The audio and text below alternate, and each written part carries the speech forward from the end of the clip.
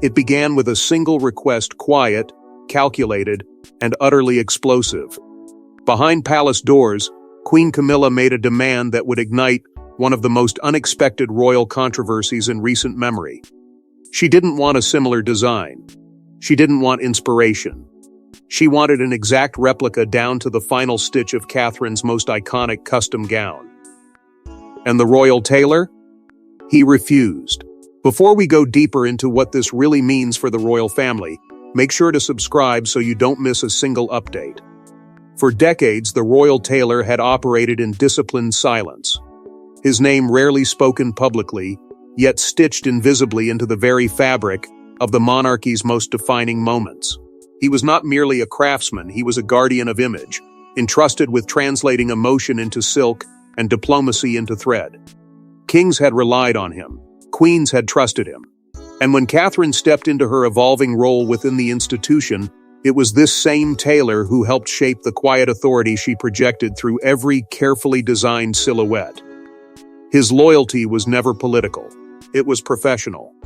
Until now, Catherine's gown was not just another commission. It had been conceived in privacy, refined through long conversations, and tailored to reflect not only elegance but identity. Every seam carried intention. Every detail signaled restraint, grace, and an unspoken confidence about the future she represented. When she wore it, the public did not see extravagance, they saw reassurance. Stability. A promise that the monarchy's next chapter would be modern yet grounded. Insiders understood something deeper. That gown marked a shift in perception, and perception inside royal walls is currency. So when Camilla's request arrived, it did not feel like flattery. It felt deliberate. She did not ask for a variation or a tribute. She demanded precision. The same cut, the same structure, the same commanding presence woven into fabric. The language was unmistakable, an exact copy.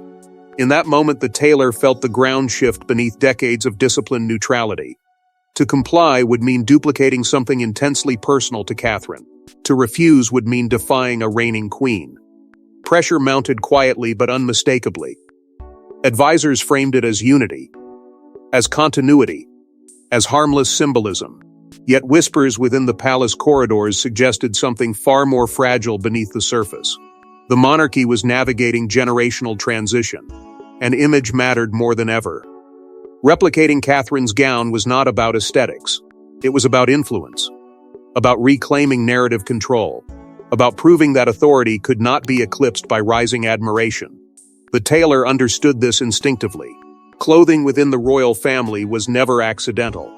It signaled rank, respect, and rivalry in ways speeches never could. Copying Catherine's gown would blur lines that had been carefully drawn. It would diminish originality and spark comparison. And comparison, in a palace already balancing delicate egos, was combustible. His refusal was measured but firm. No dramatics, no accusations, just a boundary he would not cross. The aftermath was immediate, though hidden from public view. Shock rippled through private offices. Silence turned heavy. The resignation that followed was swift and understated, described outwardly as retirement, but internally recognized as protest. Palace panic simmered beneath controlled expressions, because if a tailor could walk away over principle, what did that reveal about the fault lines forming inside the institution? But this wasn't just about copying a dress, it was about copying influence. And to understand why that mattered, we have to go back to the gown that started it all. The gown wasn't merely couture, it was a statement. When Catherine stepped into the spotlight wearing that custom design, it wasn't just fashion critics who took notice. The public saw grace. The monarchy saw stability. And insiders saw something far more dangerous, a reminder of who truly commanded the future of the crown. From the moment she appeared at that high-profile royal engagement, something shifted in the atmosphere around her. It was not loud. It was not forced. It was quiet authority woven into every measured movement she made. The event itself had been meant to celebrate continuity, tradition, and national pride, yet conversations afterward circled back to one thing: Catherine's presence.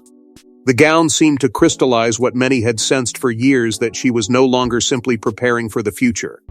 She embodied it. There was symbolism stitched into the design, though no official statement ever confirmed it. The color choice reflected restraint rather than extravagance, signaling discipline over display. The silhouette balanced tradition with modernity, subtly honoring the monarchy's past while refusing to be trapped by it. The craftsmanship whispered confidence. Nothing screamed for attention, yet nothing could be ignored. It was elegance without apology, power without aggression, and in royal life, those distinctions matter. The public reaction was immediate and overwhelming. Headlines praised her composure. Commentators spoke of poise and quiet strength. Social media erupted with admiration, not just for the dress itself, but for what it seemed to represent. The narrative formed almost overnight. Catherine was the stabilizing force the monarchy needed. Her image traveled far beyond palace gates, crossing borders and generations. What began as a fashion moment transformed into something far more significant, a symbol of reassurance during uncertain times. Inside the palace, however, admiration carries consequences. Rising popularity shifts invisible balances. Senior aides began noting the change in tone from the press. Analysts spoke openly about the monarchy's future resting comfortably in Catherine's hands. Each compliment directed at her was, intentionally or not, a comparison. And comparisons are rarely neutral in institutions built on hierarchy. Whispers of tension emerged quietly. Not confrontations, not dramatic exchanges, just subtle recalculations. Camilla had worked tirelessly to reshape her public image, to move from controversy to acceptance. She had earned her position through years of scrutiny and resilience.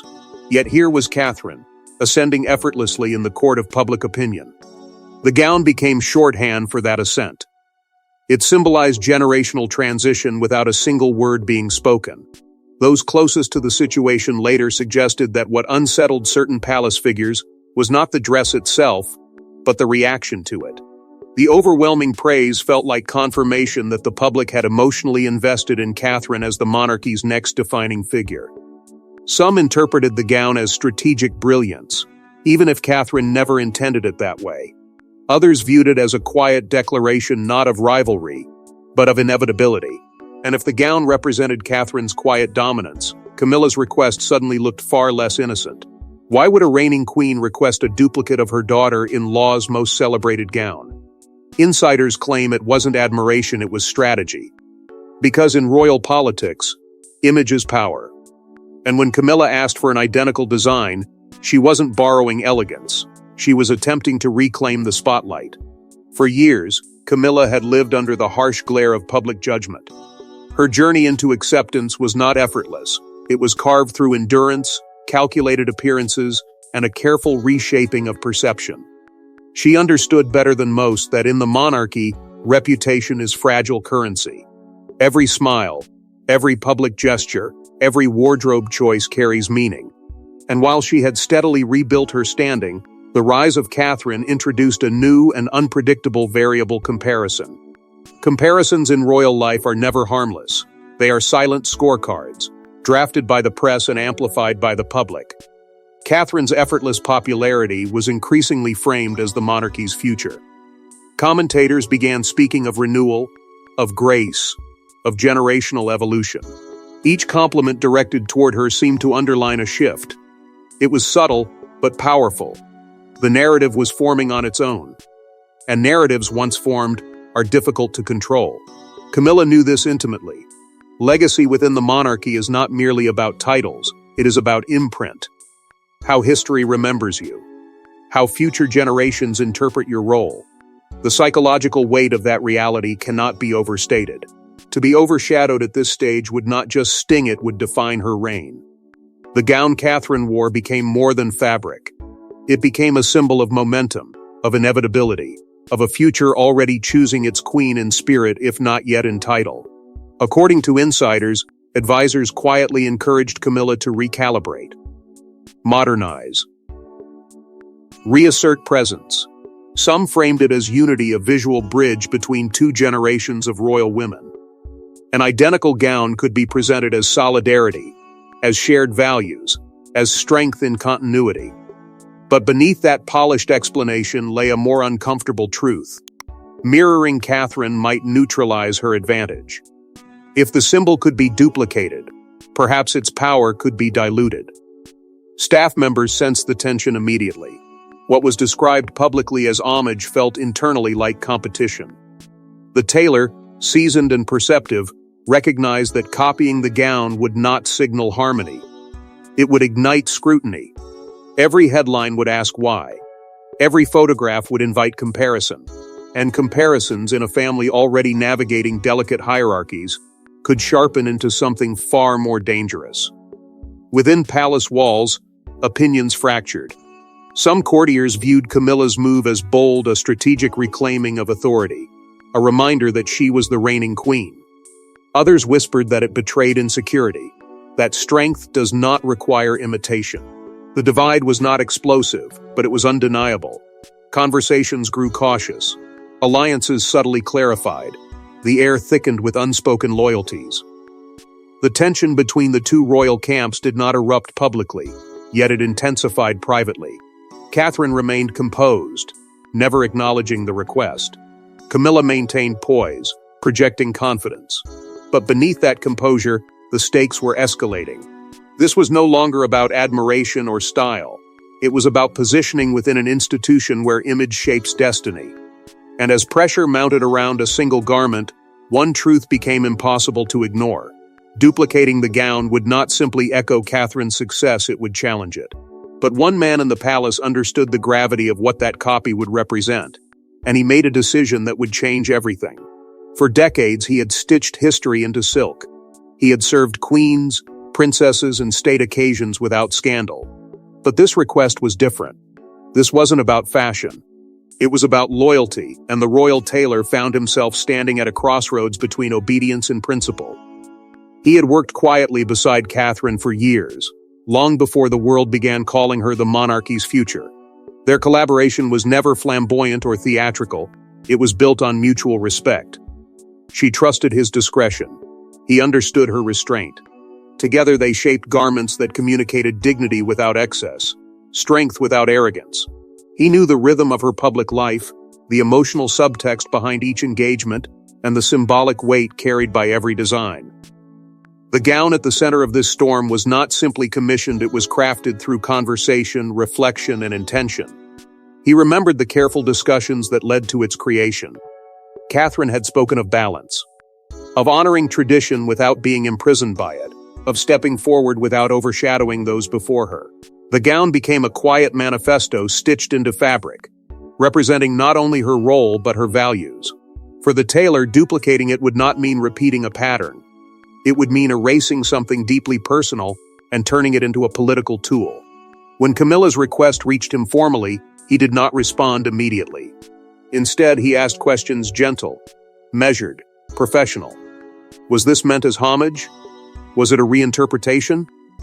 The answer came back firm and unmistakable. Exact. The same cut. The same presence. No deviation.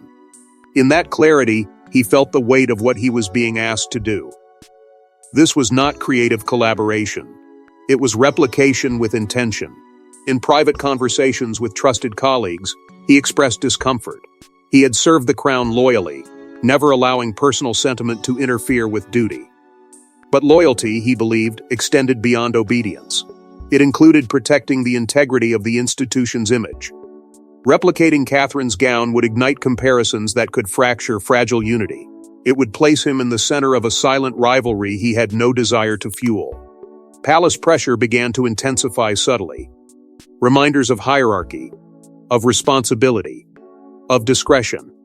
Advisors framed the request as harmless continuity, emphasizing that refusing could be interpreted as insubordination. The implication lingered unspoken but clear. This was not a suggestion. It was an expectation. The tailor felt the walls closing in. To comply risked betraying Catherine's trust. To refuse risked alienating the reigning queen. His greatest fear was not professional consequence, but perception. He did not want to be seen as choosing sides, yet neutrality felt impossible. Every stitch in that replica would speak louder than words. It would signal alignment, favoritism, endorsement. And he understood something few others did: clothing within the monarchy is language. Once spoken, it cannot be unsaid. The decision came quietly but firmly. He declined, respectfully, without accusation, without spectacle. The backlash was immediate within certain palace circles. Shock gave way to irritation. Some viewed his stance as defiance, even arrogance. Others saw it as integrity. But for him, it was a line he could not cross. Resignation followed swiftly, framed publicly as retirement, though those inside the institution knew better. Walking away from decades of service was not an act of rebellion. It was an act of conscience. And as he stepped back from the role that had defined much of his life, he carried not relief, but sorrow. His resignation didn't just send shockwaves through the atelier, it sent tremors through the entire royal household. When word spread that the royal tailor had quit, it wasn't announced publicly. It was buried, quietly contained. Because the optics were catastrophic, a senior staff member walking away after refusing a queen's demand. And within palace walls, one terrifying question echoed, what else might he reveal? The first response was not outrage. It was urgency. Senior aides were summoned behind closed doors, their conversations clipped and controlled. Phones were silenced. Doors were sealed. The message was clear: this could not become a narrative. In a monarchy built on image discipline, the sudden departure of a trusted insider threatened more than embarrassment. It threatened exposure. The palace had weathered scandals before, but this felt different. This felt internal. Within hours, a strategy formed. The word retirement began circulating quietly among communications teams. It sounded dignified, respectable, safe, a loyal servant concluding a long and honorable career. No mention of disagreement, no suggestion of conflict, just gratitude and transition. On paper, it looked seamless, but internally, no one believed the simplicity of that explanation. The real fear was not the resignation itself, it was what it implied. If the tailor had refused a direct request from Camilla, it suggested division at the very top. And division, once sensed by the public, spreads quickly. Advisors understood the fragility of the moment. The monarchy was navigating generational transition, public scrutiny, and shifting loyalties. The last thing it needed was a symbolic war over a gown, fueling speculation about deeper fractures. Concerns escalated over how this might intensify rumors of tension between Catherine and Camilla. The palace had carefully avoided overt narratives of rivalry, presenting unity and mutual respect at every public appearance. Yet insiders knew admiration for Catherine had grown steadily. Her rising influence was undeniable. If the tailor's departure became linked to protecting her image, it would reinforce the perception of competing camps within the institution. Silence became the chosen defense. Advisors urged restraint. No leaks. No clarifications beyond the prepared statement. Staff were reminded of confidentiality agreements and the importance of discipline. The unspoken warning lingered heavily. Loyalty now meant discretion more than ever. Even casual conversations felt dangerous. But beneath the surface calm, power dynamics were shifting. The tailor's refusal had exposed something intangible, that authority, even at the highest level, was not absolute. His quiet stand suggested that influence was evolving. Catherine's position within the palace, though unofficially subordinate in rank, appeared strengthened in perception. Camilla's circle, meanwhile, interpreted the resignation differently. Some insiders claimed her camp doubled down, framing the refusal as insubordination rather than principle. Strength, they believed, required firmness, not concession. The mood among palace staff grew tense. Longtime employees whispered in corridors, uncertain where loyalties lay. If a veteran artisan could walk away over a matter of symbolism, what did that say about the pressures building behind the scenes? Morale dipped, not because of the gown itself, but because of what it represented: fragile balance. Externally, the monarchy projected composure. Internally, it recalculated. The incident forced difficult conversations about perception, succession, and public trust. No one spoke openly about rivalry, yet it hovered in every strategic discussion. And as efforts intensified to seal the narrative, one truth became increasingly clear: secrecy is powerful, but it is rarely permanent. But even as the palace tried to contain the fallout, Whispers began slipping beyond its gilded gates. The public didn't know the full story, but they sensed something was wrong. Social media exploded with theories. Why would a trusted royal Tailor abruptly step down? Why were there rumors of creative differences at the highest level of the monarchy? And why did Catherine suddenly appear at her next event without her longtime designer? It started as a murmur online, a single post questioning the timing of the Tailor's departure. Within hours, it multiplied. Comment threads filled with speculation. Amateur royal watchers dissected every available detail, comparing past appearances, analyzing language in official statements, searching for cracks in the carefully polished surface. The word retirement did little to quiet suspicion. If anything, it fueled it. People were no longer satisfied with ceremony. They wanted answers. Media outlets began circling cautiously. No one accused, no one confirmed. But phrases like internal disagreements and creative tensions began slipping into headlines. Analysts debated whether the resignation hinted at something larger, a symbolic conflict unfolding quietly at the top of the institution. The monarchy, built on controlled narrative, suddenly found itself reacting instead of directing. Then came Catherine's next public appearance. Calm. Composed. Unshaken.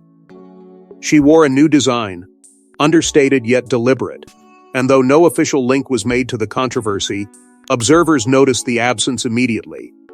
The long-time partnership had ended without explanation. Every detail of her outfit became a subject of interpretation. Was this a message? A fresh start? A silent acknowledgement of loyalty rewarded or tested?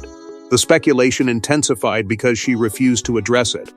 Silence, once a shield, now felt strategic. Camilla, meanwhile, faced renewed scrutiny. Critics resurrected old narratives about rivalry and hierarchy. Commentators questioned the timing of the alleged request. Was it homage? Was it competition? The public rarely believes in coincidence, especially when symbolism is involved. And the more the palace declined to clarify, the louder the conjecture became. The monarchy's decision to remain silent created a vacuum, and vacuums invite interpretation. Conspiracy theories flourished, some exaggerated, others eerily plausible. The idea that a gown could spark such turbulence fascinated people. It seemed trivial on the surface, yet deeply revealing underneath. Clothing in royal life has always communicated status and intention. Now it appeared to have triggered something combustible. Public sentiment began tilting unmistakably toward Catherine. Online polls, opinion columns, and informal surveys echoed the same tone: admiration for her composure, curiosity about her restraint, sympathy if she had been wronged. Without saying a word, she seemed to gain strength. Analysts pointed out that influence often grows not through confrontation, but through consistency. And Catherine's consistency was unwavering. Fashion commentators added fuel by interpreting every subsequent wardrobe choice as symbolic. A shift in color palette suggested independence. A familiar silhouette hinted at continuity without replication. Even the smallest accessory was dissected for hidden meaning. The narrative moved beyond fabric. It became about positioning, about who shapes the monarchy's future identity. Gradually, a broader realization took hold among the public. This was never simply about a dress. It was about power expressed through subtle means. About legacy contested in ways too refined to be openly acknowledged. And as the outside world debated motives, personalities, and palace politics, the tension within the institution continued to deepen. And while the public debated motives, insiders knew the real story was far more personal. No statement was ever released. No confrontation was ever televised. But behind palace smiles, a silent war simmered. Because this wasn't just about couture. It was about identity, about legacy, about who defines the monarchy's future. And insiders claim the gown incident marked the moment tensions between Camilla and Catherine shifted from polite distance to strategic opposition. For years, the divide between them had been subtle, almost invisible to the public eye. It was generational before it was personal. Catherine symbolized renewal, a monarchy adapting to modern expectations, balancing tradition with relatability. She spoke the language of a younger public without abandoning the institution's weight. Her restraint felt natural, her popularity organic. She did not chase approval, it seemed to follow her. and that quiet magnetism carried power. Camilla's journey, by contrast, had been forged through resistance. Her place within the royal family had not been universally welcomed. Acceptance came slowly, earned through patience and resilience. She fought for legitimacy in a narrative that once defined her harshly. Authority, for her, was not assumed, it was defended, and that defense required vigilance. The monarchy's history would judge her reign, and she knew it. The pressure to secure her imprint was relentless. The gown became more than a design. It became a battleground without formal declaration. Catherine's original creation had represented continuity and confidence. Camilla's request to duplicate it signaled something deeper, a refusal to be overshadowed. What might have appeared on the surface as homage felt internally like competition. Not open hostility, not overt confrontation, but strategic positioning. Within palace walls, alignments began forming quietly. Staff members, careful and cautious, sensed the shift. Some interpreted Catherine's rising influence as inevitable, aligning themselves with the perceived future. Others remained steadfastly loyal to Camilla, believing experience deserved deference. No one announced allegiance. It was communicated through tone, through small decisions, through subtle proximity at events and meetings. The monarchy, long accustomed to hierarchy, now navigated invisible camps. Emotionally, the toll was undeniable. Catherine maintained composure, yet insiders suggested the incident struck deeply. Trust, once shaken, alters perspective. To see something so personal potentially replicated felt like an encroachment, not just professionally but symbolically. For Camilla, the backlash carried its own sting. Criticism resurfaced. Old narratives returned. Her attempt to assert presence risked reinforcing perceptions she had worked years to soften. The monarchy found itself balancing on fragile ground. Publicly united, privately strained. Advisors worked tirelessly to maintain harmony, emphasizing shared goals and institutional stability. Yet the undercurrent persisted. Every joint appearance between the two women was analyzed for tension. Every smile scrutinized for authenticity. The absence of visible conflict only heightened speculation. Silence, once protective, now amplified curiosity. What made the situation more volatile was not the gown itself, but what it represented. Transition. The monarchy cannot pause generational change. It must absorb it. Catherine embodied that evolution. Camilla embodied continuity through resilience. Both roles were valid. Both were powerful. But power shared uneasily becomes combustible. Insiders later whispered that the gown controversy marked a turning point, not because it erupted into scandal, but because it clarified boundaries. It exposed vulnerabilities. It revealed how deeply image intertwines with identity inside the institution. And it suggested that beneath ceremonial unity lay unresolved tensions about who truly shapes the monarchy's narrative moving forward. The silent war did not erupt into open conflict. It settled instead into strategy. Careful choices, controlled gestures, measured distance. And in that quiet recalibration, the monarchy braced itself for what might follow. But what makes this story even more explosive isn't what happened, it's what nearly happened next. The gown was never replicated. The fabric was never cut. The copy never walked onto a palace balcony. But the absence of that dress may have spoken louder than any scandal. Because sometimes, what doesn't happen inside the monarchy reveals more than what does. In the weeks that followed, something subtle yet undeniable shifted in the royal wardrobe narrative. Without fanfare or formal declaration, originality became sacred territory. Catherine's subsequent appearances carried an almost unspoken emphasis on distinction. Each design felt deliberate, carefully curated to reinforce identity rather than invite comparison. There was no retaliation, no dramatic departure from tradition. Instead, there was quiet clarity. Her style moved forward with measured confidence. As if the message had been understood, what is authentic cannot be duplicated. Observers noticed the evolution immediately. Commentators described her choices as refined yet resolute. Analysts pointed out that while trends shifted, her consistency did not. It was not about extravagance. It was about ownership. In refusing replication, the monarchy had inadvertently elevated the symbolic value of originality. The gown that was never copied became more powerful in absence than it might have been in imitation.